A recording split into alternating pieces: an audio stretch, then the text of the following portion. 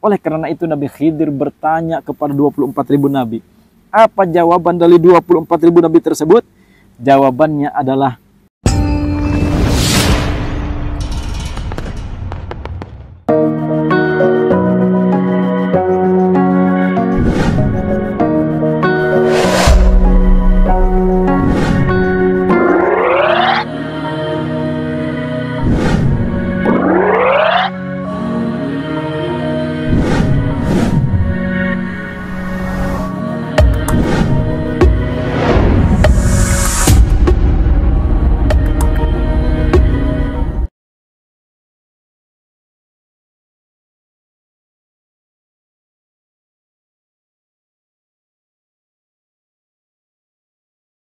Assalamualaikum warahmatullahi wabarakatuh. A'udzu billah, bismillah, alhamdulillah.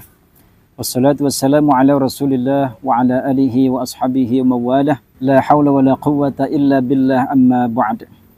Saudara-saudara pemirsa setia channel Majmu'atul Hikam rahimakumullah.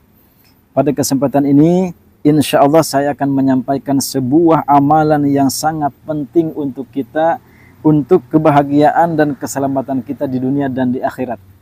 Apa amalannya? Amalannya adalah supaya kita ditetapkan keimanan kita dan keislaman kita ketika sakaratul maut, sehingga kita akan mendapatkan kebahagiaan dari Allah Subhanahu wa taala tidak hanya di dunia, akan tetapi kita akan diselamatkan oleh Allah Subhanahu wa taala di akhirat kelak.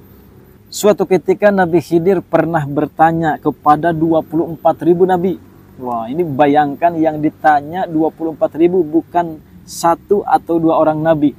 Yang ditanya oleh Nabi Khidir tersebut adalah 24.000 nabi. Lalu Nabi Khidir tersebut bertanya tentang apa? Yang ditanya bukan bagaimana cara menanam padi, bukan. Yang ditanya bukan bagaimana supaya kita banyak uang, bukan. Yang ditanya bukan masalah-masalah duniawi. Akan tetapi Nabi Khidir bertanya kepada 24.000 nabi ini tentang bagaimana amalan atau apa amalan supaya kita ditetapkan iman kita tidak terlepas ketika kita sakaratul maut.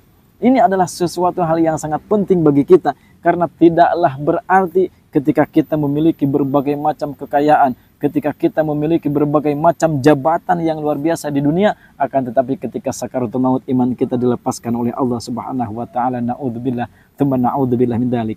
Oleh karena itu Nabi Khidir bertanya kepada 24.000 nabi.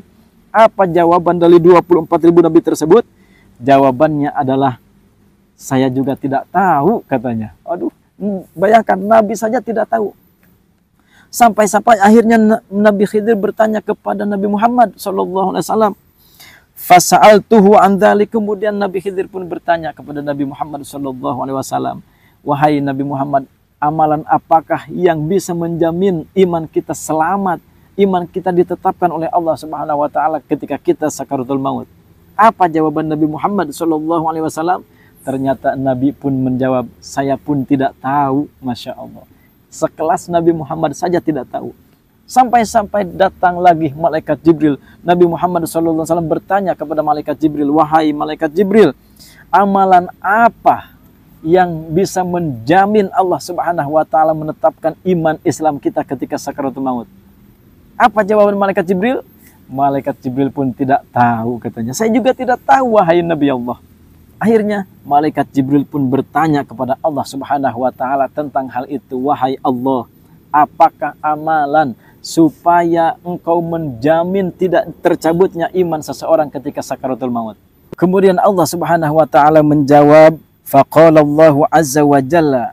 Allah Subhanahu wa taala menjawab kepada malaikat Jibril, man wadaba ala qiraatil kursiyyi. Barang siapa yang selalu mendawamkan baca ayat kursi. Silakan Anda mungkin sudah mengetahui ya ayat kursi itu seperti apa. Silakan bisa Anda cari di Google. Tidak usah saya sampaikan pada kesempatan ini dikarenakan nanti waktunya terlalu panjang. Silakan Anda simak saja bagaimana bacaan ayat kursi. Kemudian tidak hanya itu. Wa amanar rasulu ila akhir surah. Kemudian Anda baca amanar rasulu bima unzila ilaihi mir rabbihi wal mu'minun.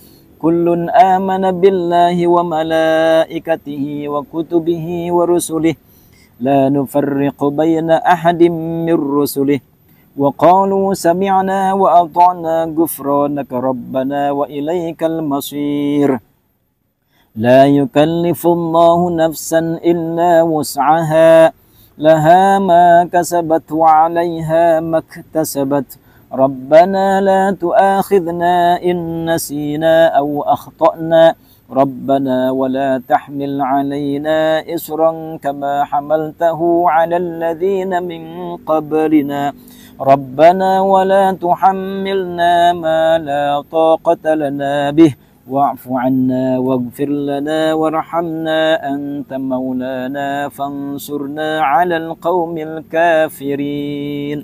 Itu dibaca juga sama satu kali. Jadi ayat kursi satu kali, Amanar Rasul sampai akhir surah juga dibaca satu kali. Ini kalau tidak biasa mungkin terasa panjang ya, akan tetapi apabila Anda sudah membiasakan insya Allah akan terasa pendek. Kemudian setelah itu Anda baca Syahidallahu annahu la ilaha illa huwa wal malaikatu wa ulul ilmi qa'iman bil qisti la ilaha illa huwal azizul hakim innad dina indallahil islam. Sampai situ.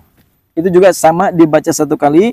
Kemudian yang harus Anda baca juga satu kali adalah Qulillahumma malikal mulki tu'til mulka man tasha' wa tanzi'ul mulka mimman tasha' wa tu'izzu man tasha' wa tudhillu man tasha' biyadikal khair innaka ala kulli syai'in qadir tulijul layla fin nahari wa tulijul nahara fil layli wa tukhrijul hayya minal mayyiti wa tukhrijul mayyita minal hayy wa tarzuqu man tasha'u bighairi hisab.